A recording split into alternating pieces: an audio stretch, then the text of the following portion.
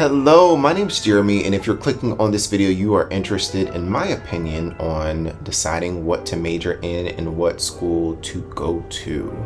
I'm going to speak from my experience of having an undergraduate, multiple masters, and currently working on my Doctor of Business Administration.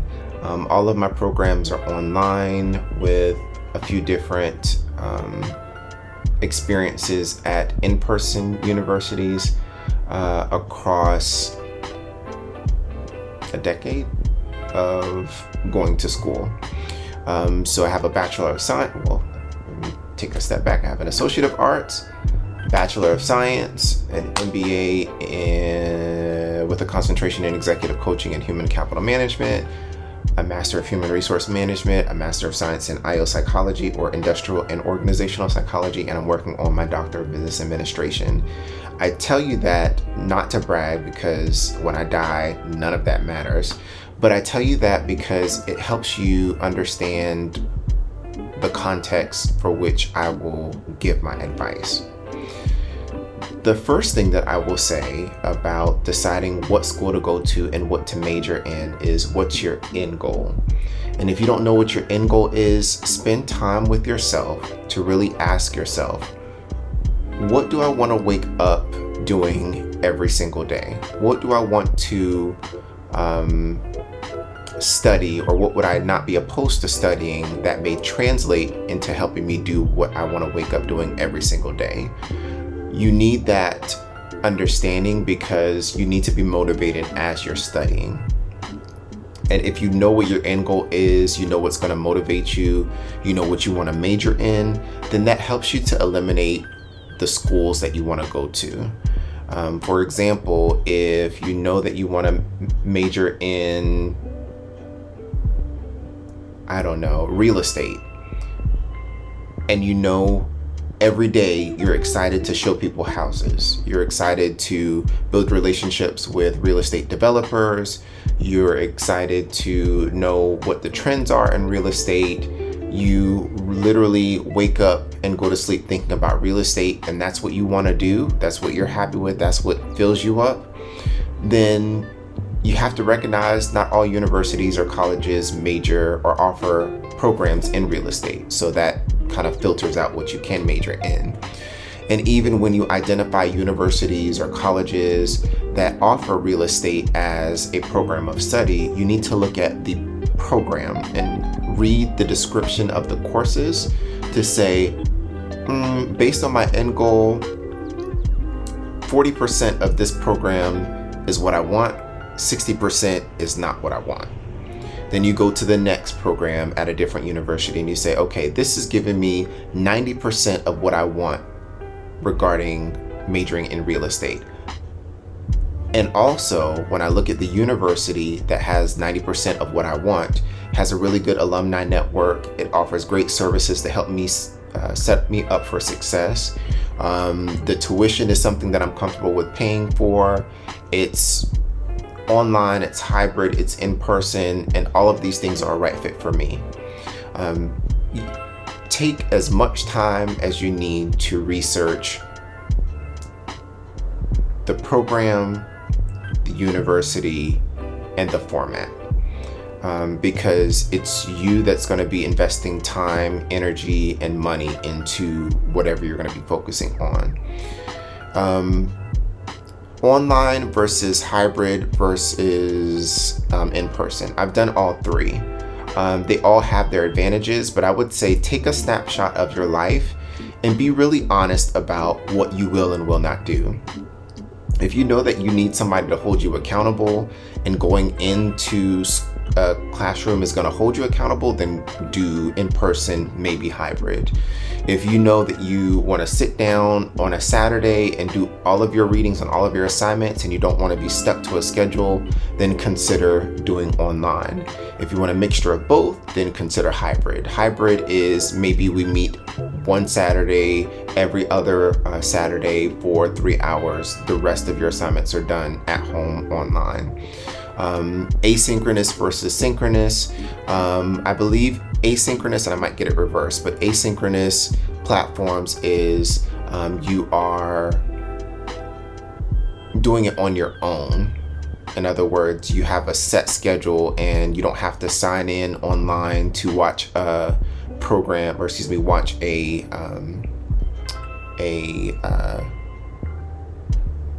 lecture. And synchronous is, yes, you have a set schedule of my professor is going to lecture every Wednesday at 9:15 in the morning, and I need to be available for that. So consider that as well.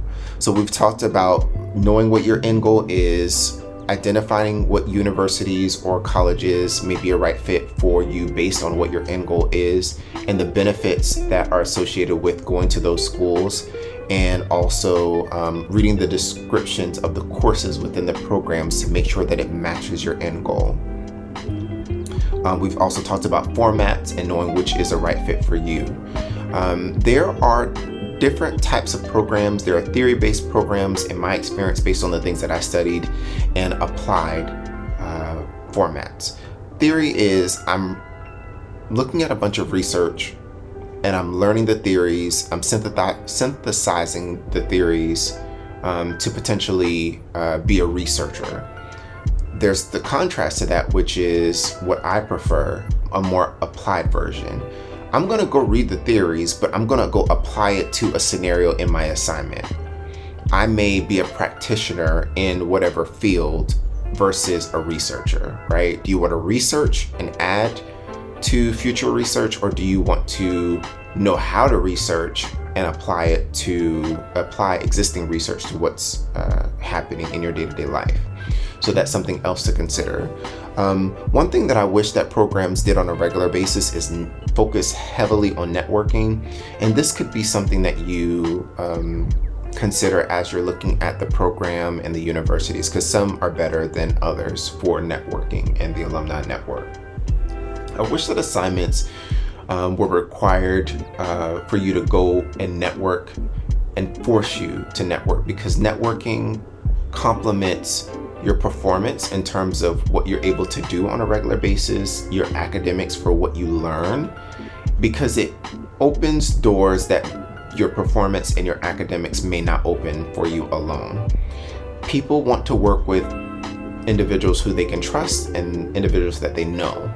I think it's just human nature to do things that help increase your likelihood of survival. And thus, if you network, you would have the ability to use relationships to your advantage. I'm not a fan of the good old buddy system. I'm not a fan of favoritism, but I am a fan of having people to articulate why you outside of an interview setting, because sometimes interviews are difficult.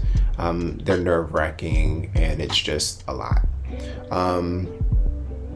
Networking also can open you up to experiences that you may not get in an academic setting. So that way, when the rubber hits the road, you don't have just an academic lens to look through, but you have some experience that can help reduce your learning curve, because that's critically important as well. One thing that I would add is ensure that you're taking care of your mental health as you're graduating or as you're in school, because that comes first. You need to have a consistent practice of self-care, meditating or spiritual practice or faith-based practice that will help ground you to ensure that you are good to go. That's super important. And it's okay if you need to take breaks. Just make sure that you are very strategic with how you take your breaks. Some programs require that you get it done within a certain time frame. You never know how schools may close or stop certain programs, so just be considerate of that. If you're an individual who hasn't been in school for a while, go for it. Just jump into it. Just do it. And really consider, this is for everybody, the financial obligation of taking out loans. If there's some type of tuition assistance that you can use with your employer, use it. If they don't offer it, find ways to network and see if you can get somebody to pay for something. Some employers do require you to stay with them for a certain time frame afterwards, but gotta do what you gotta do. Internships, volunteering, those are critically important. Internships are good because it helps with networking, it helps with experience. So maybe that's something else that you consider when looking at universities and colleges. Does the program that you're going to go to offer internships or guaranteed opportunities with certain employers? And also, now that I say that, that's something else to consider. If you know that you want to work in tech, then maybe consider universities or colleges that have relationships with tech giants or tech companies, because sometimes the employer may offer tuition assistance for you to go back to school to specific universities and colleges, because they found students who come from those universities or colleges help the company or add value to the company. So I know that I've said a lot, but just really do a lot of research before you make a commitment of time, energy, and other resources, specifically money, before deciding on what you want to major in, where you want to do your studies. Ensure that you feel good about it and that it hits your long-term goal, because you need the motivation to keep going. And just know that even if you do make a mistake in terms of school, when I say mistake, maybe you mess up on an assignment, it's better to, I feel that you learn more when you don't get things right, because there's room for growth compared to doing things that come naturally to you. In other words, one of my masters, I got a 4.0 in, the other I got like a 3.7 or 3.8 in. I learned more from the latter masters because I struggled a little bit and I had to put a little bit more effort into it. So take that into consideration. At the end of the day, do what you feel comfortable doing. Do what's going to make you happy and excited to wake up in the morning and study, network, and live the life that you deserve. Have a great day.